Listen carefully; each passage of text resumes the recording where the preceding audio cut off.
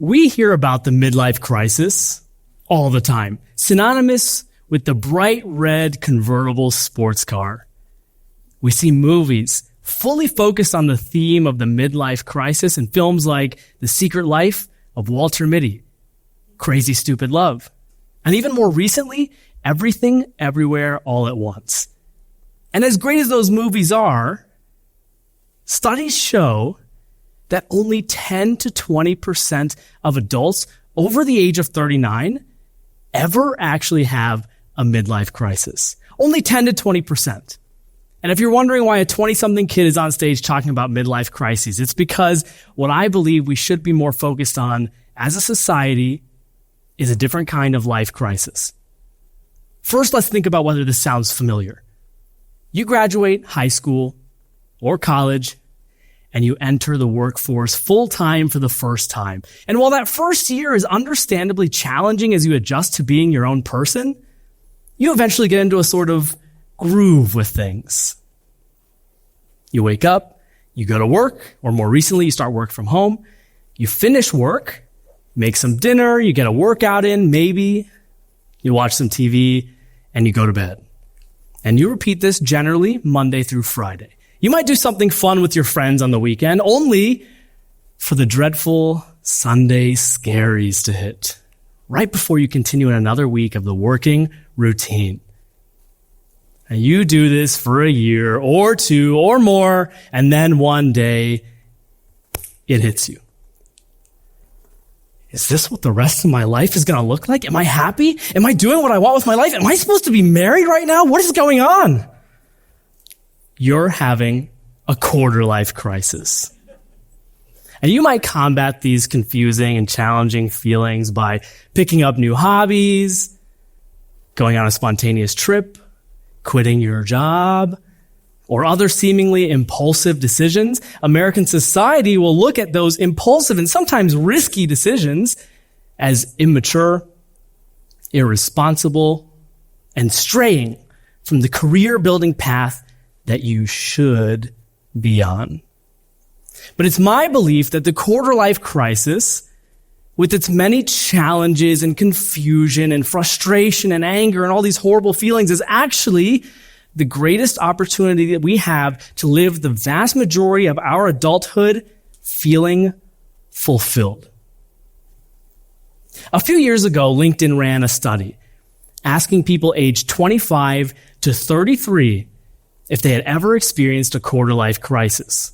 6,000 people responded, and 75% of them said yes, they had experienced a quarter-life crisis. 75% of people experience a quarter-life crisis, whereas only 10 to 20% experience the midlife crisis, despite the fact that we always hear about the midlife crisis. The average age of when those respondents said that they had it was 27 years old. 59% of the respondents said that their primary reason was that they didn't know what to do next in their life or in their career. 44% also said that they felt like they were stuck in a rut. 43% also said they felt like they hadn't traveled enough. So what did those 75% of the 6,000 respondents who had a quarter-life crisis do about that quarter-life crisis?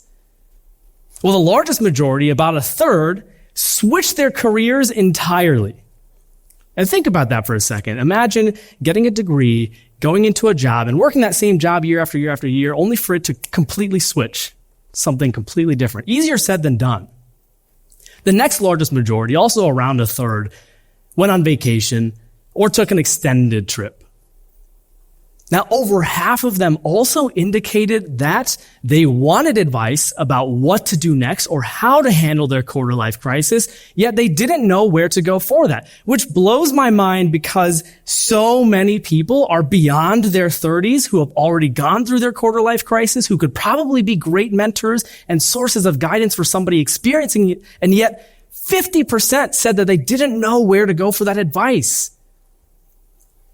That makes me wonder how many people beyond their 30s are actually open and willing enough to embrace and encourage a person going through a quarter-life crisis rather than judging them as going through a phase of recklessness and aimless wandering. My quarter-life crisis happened at the age of 24, and it happened as a result of a few major factors and many smaller factors. Some of those big ones were, for example, graduating college in May 2020, right at the start of the pandemic.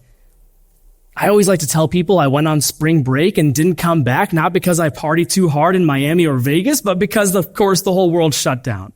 I said goodbye to some friends, thinking I'd see them in a week, and didn't see many of them for years. A lot of us went through the same thing. It was traumatizing. I started a nonprofit startup as a student that I ran full-time after graduating too, that I had to shut down. I spent thousands of hours building and running this thing only for it to fail. That was devastating, to create something just to throw it away. And of course, after that, I got a full-time job that should have looked awesome on paper and should have been an incredible experience, and in reality was very frustrating and unfulfilling. All of these factors and more compounded into my quarter-life crisis, where I felt frustrated and confused and directionless and angry.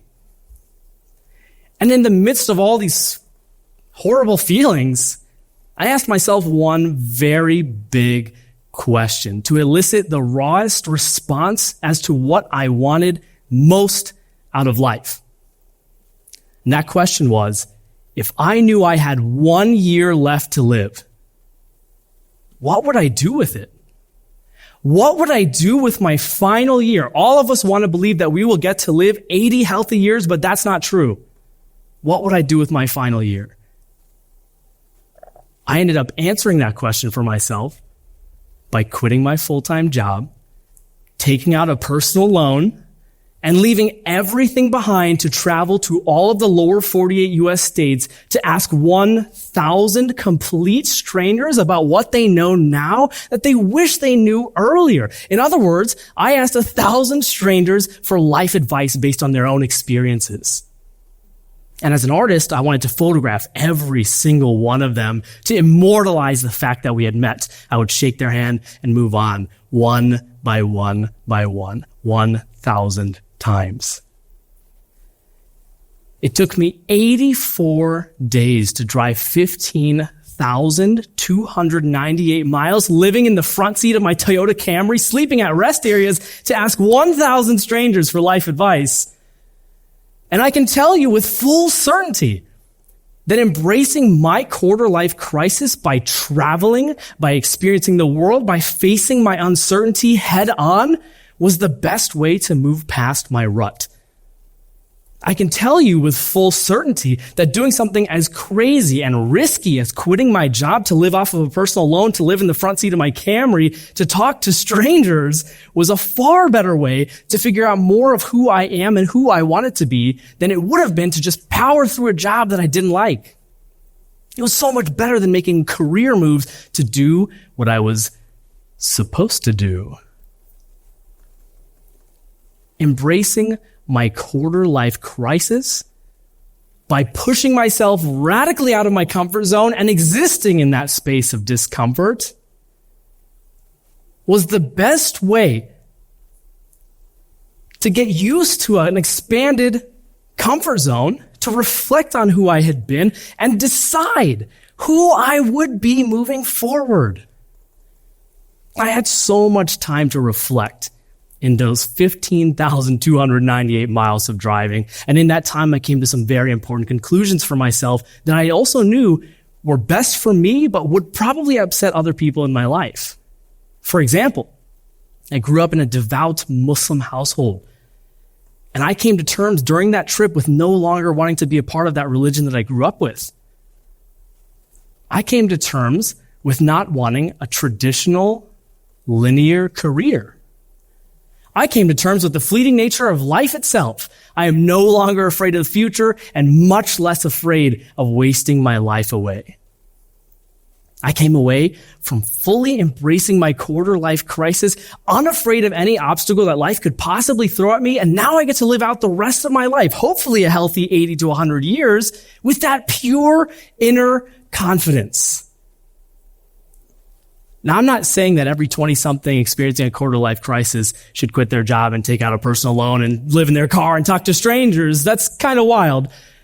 But the reality of being a young adult in America is that until you're 18, and if you go to college, maybe until you're 22, you are told exactly what to do every hour of every day until that moment. The quarter life crisis is not just a pressure to conform to societal expectations. It's a realization that for the first time in your life, nobody actually has the authority to tell you what to do or who to be. For the first time in your life, you can quit your job, live in a car, and talk to strangers. For the first time in your life, you can switch your career entirely. For the first time in your life, you can be whoever you want and reinvent yourself as often as you want.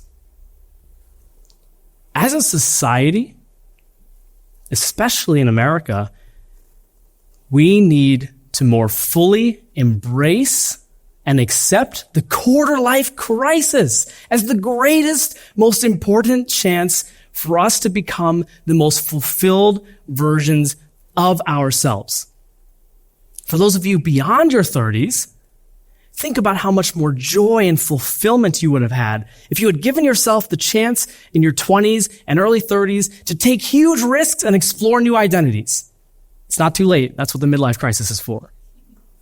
But for those of you in your 20s who either haven't experienced this yet or are currently experiencing it, I encourage you to move through those feelings, those wildly uncomfortable and challenging and frustrating and angering feelings, knowing that you will come away from it as a better version of yourself. However you decide to define better. Not what your parents think, not what society thinks, what you want that better to be. I encourage you to move through those feelings of simply not knowing with a sense of endless possibility and to utilize that crisis as an opportunity to try new things without needing something new to stick with you for a lifetime.